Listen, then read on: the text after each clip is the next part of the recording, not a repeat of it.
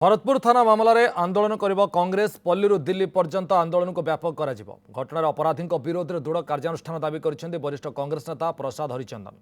सरकार जदि उदासीन मनोभाव देखा पर आम ओडिशा और सारा देश में आंदोलन करूँ प्रसाद हरिचंदन।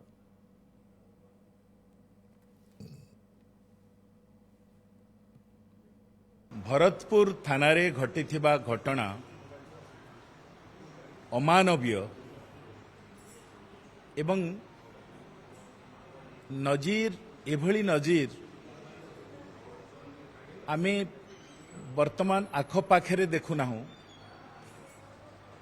सरकार नुआ सरकार महिला मानकर मर्यादा पाई महिला मानकर सुरक्षा पाई बाहरे डिंडिम पिटुथिबा बेले वर्तमान बीजेपी सरकार भरतपुर थाना रे जो अमानवीय घटना घटिला ताकू निंदा करिवा पाई भाषा नाही।